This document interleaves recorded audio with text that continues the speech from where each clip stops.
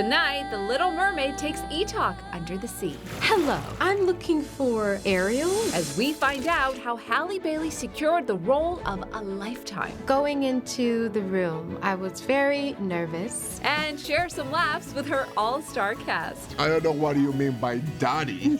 Bringing new life to our favorite characters. I thought he was super cute. And charting new waters with these beloved songs. I was like weirdly clapping and crying. I was very fortunate to witness that in person. She shut her eyes and started to sing.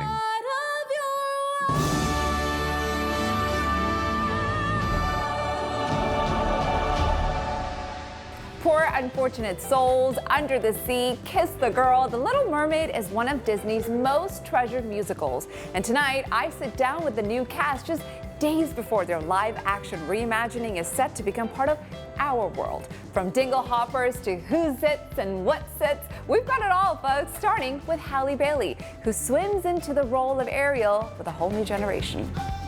The day after I watched the movie, they were like, hey, can you give us 3 takeaways? I was like, I could never imagine anyone else than playing Ariel. Takeaway 2, nobody could have done it better. Takeaway 3, this girl killed it. I got goosebumps, I was emotional. Thank you. That is so kind of you to say. I have always loved this film. I've always loved Ariel, and I just really wanted to do a good job. It's been 34 years since the original film arrived in theaters, becoming an instant classic and introducing us to a red-haired siren named Ariel, who dreamed of life on land. Bright young women, sick of swimming, ready to stand.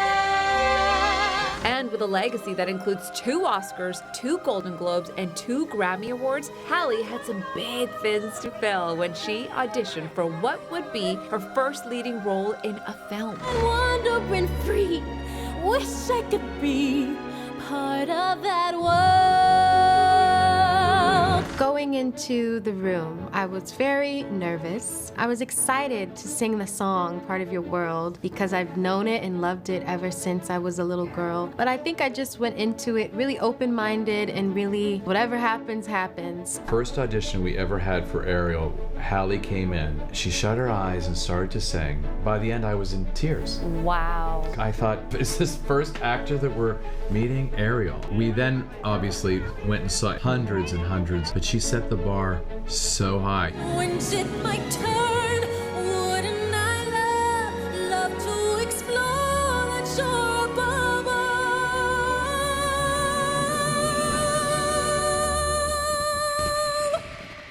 Where were you when you found out? I can imagine, like, you're constantly grabbing your phone, like, oh, there's a call. Nope, that's mom. Oh, there's a call. No, that's Chloe. Actually, I wasn't thinking about it at all. It was like 2 months, I didn't hear anything. I'm like, okay. And this number kept calling my phone. I don't really answer unknown numbers, so I just was like, whatever. And then I remember my baby brother was like, Halle, answer your phone. And it was Rob Marshall, and he was like, hello. Dad. I'm looking for Ariel. Is Ariel there? Stop. Yeah.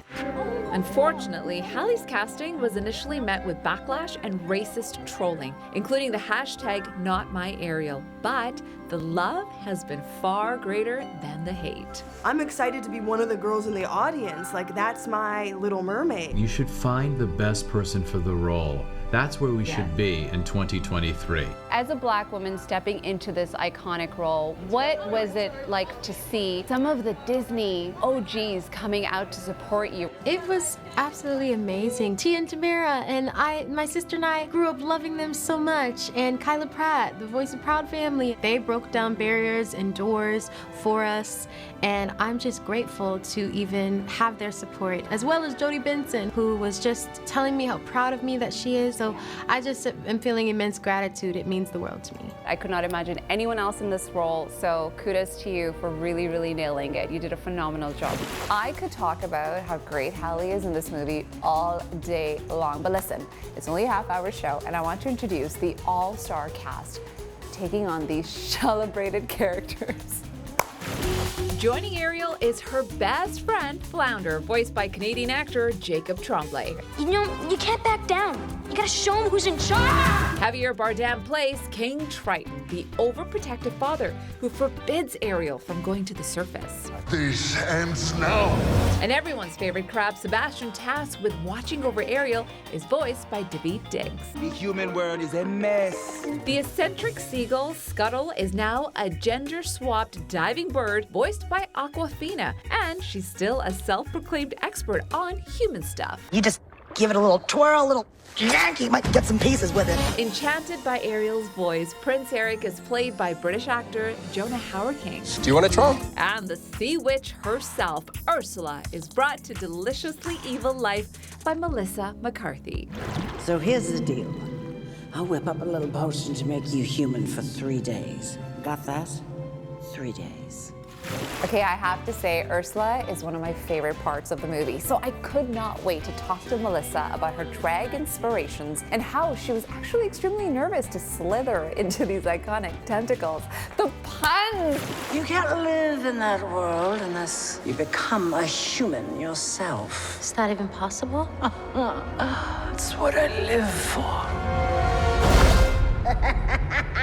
Your performance of Poor Unfortunate Souls, like, hello, I see nothing but confidence.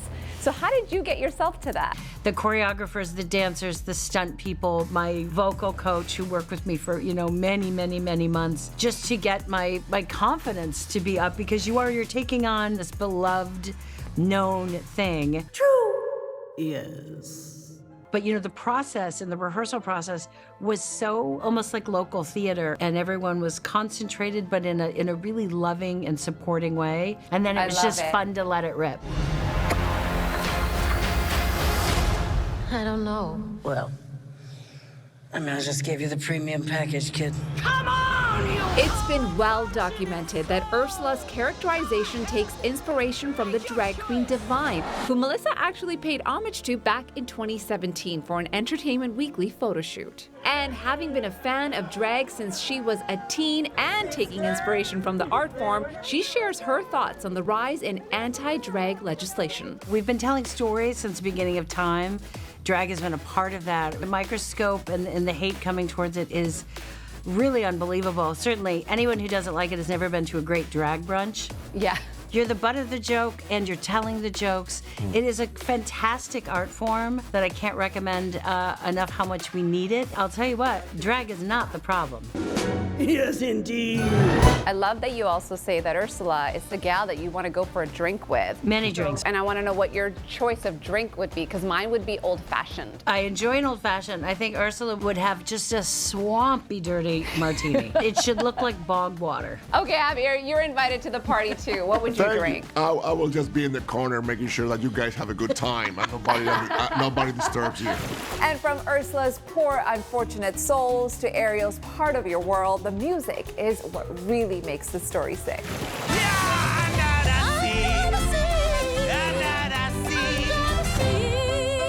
Under the Sea is an iconic song, and to be able to take that on, how exciting was it to bring your own little spin to it? I tried not to think of how iconic it is in the moment, and the team did such a great job of making it like, here's the thing we're making from scratch. And if I happened to do something that was like a little improv-y or a little like off of the thing, oh, more of that, that's so cool, do that. I'm like, you're making, bro, I'm not trying to mess with your thing.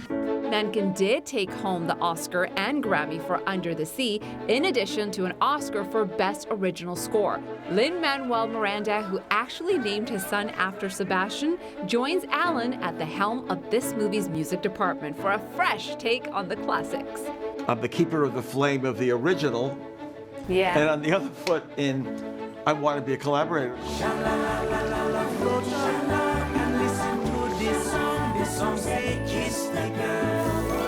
Some fans may notice an update to the lyrics on Kiss the Girl to reflect modern social attitudes towards consent. And Poor Unfortunate Souls was also revised to avoid perpetuating an idea that girls shouldn't speak their mind.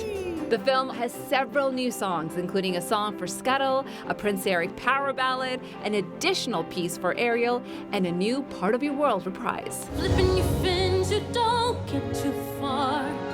Legs are required for jumping, dancing. What was it like when you heard Halle sing for the first time? I was very fortunate to like witness that in person. It seemed like she wasn't even trying and just like so effortlessly. The first time I heard her singing, I almost cried, and she was just warming up. There's just moments in that where you see Halle just summoning this grit and this determination that I will not stand by and let my life be chosen for me, that I didn't expect. And the first time I saw it, oh my God, I was like weirdly clapping and crying at the same time. And I was like, I'm not in control, like wonderfully. I was out of my body. It was so powerful. Coming up, meet Prince Eric. Jonah, straight ahead, Jonah. Mr. Prince Charming with the last name that ends with King. Like, how fitting is that? Yeah. I was like, how does this work? A king to a prince? But you know what? We'll take it. We'll take it because you been also demoted, killed actually. it. Yes. What would I pay to stay here beside you?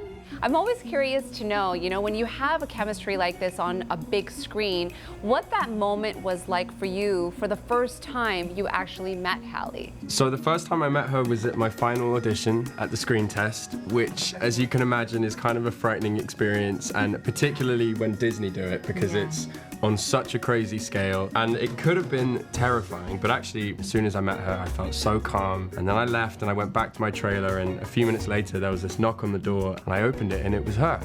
And I said, hi. She said, hello. I just wanted to, in that English accent. And then she said, Ariel all of a sudden is like, hello. And she just said, listen, you did such a good job. It was such a pleasure to meet you. I hopefully see you around. And it meant so much to me. Obviously, I had no idea if she was doing that to all the guys who were auditioning or if it was just me. It turned out it was just me. But it was really special, and that's where the friendship started. Introducing Prince Eric. The up-and-coming British actor is going international with his biggest film role yet. Are you emotionally prepared to be internet's next boyfriend? I'm wondering if you are emotionally ready for that. You realize what you've done, right? It's the first time today I've been lost for words. I am not emotionally prepared for that. That's what I tell him all the time. I'm like, you do know you're like the new heartthrob of the generation. Yeah. I mean, listen, Javier as King Triton also, I mean, you know, I'm not gonna lie. Like, he was giving me like Zaddy vibes in that role. I said that to him, and he's like, he looks at Melissa, and he's like, what does that mean? I was like, oh my God, bless his soul. Bless his soul, he has no idea. Okay, I'm feeling this, King. I'm feeling these daddy vibes here as well. Well, you were putting I'm a daddy myself. I don't know what you mean by daddy, but By the way, that sound clip is going to be used a lot. Exactly. like a hot daddy, like a zaddy vibe. I am a father. I'm a father. And I command, I am powerful until my daughter says, I love you, and then I break in pieces. I really didn't expect to find her here. The king can never hear this. You got it? Got it. Sorry, what'd you say again? I'm a dead crab. Listen, we need Sebastian, Scuttle, and Flounder spin-offs. Yes, we all moved to the city and realize what it's like to go broke and then start over. Yeah. We get an apartment together. We get an apartment. It's like really big for what we can afford. You know. When we see Scuttle for the first time, and when you say, "Hello, Ariel," it feels so good. I mean, like it feels like I just get to chill while everyone else does the heavy lifting, you know? Life under the sea is better than anything they got going on up there. David, what was your reaction like when you first saw Sebastian? I thought he was super cute. Yeah, like I sort of thought he was adorable. He's so small and he thinks he's so important. And like that's immediately funny. How good does it feel that people, Canadians, your fans, finally get to see it today? It feels really good. It's been a very long while, and we were just introducing it all around the world. I was just in LA and then London, so to finally bring it to home turf it feels really good. When I found out that you were actually coming back home, I was like, we have to do something special for him. Yeah, for sure. So we're gonna play around with some stingrays in a little bit. But first, this clip that has surfaced of you talking to Jimmy Fallon about whether, Prince Eric was between you and Harry Styles, and it's none of you. Like, what happened? My people have told me that it is down to me, and Harry Styles for the role of Prince Eric.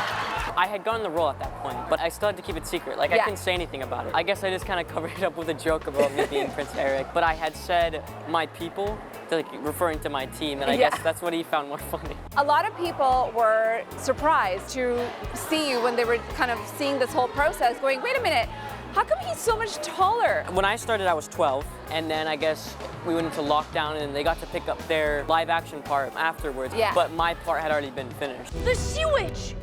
How do you feel now that the world finally gets to see this incredible film? I'm excited because it's been a very long time, so it's really cool to introduce it to newer audiences, but also to show it to the original fans is really exciting and really cool to be a part of. I love that. I love that. Should we try? Okay. Yeah, So now that we're here, we're gonna actually touch some of these stingrays. I've never done this. You've done this before? I've done it twice. Should I be afraid? No. No? What do they feel like? It's like, I've been told that I need to really like lift my sleeve It's like, up. I wouldn't say it's leathery. Oh, look, this guy's coming right up. Oh my I God. don't know. It's, what do you mean? Okay, it's like, what do I do? What do I do, Jacob? Tell me. Just, I don't know. I don't do this.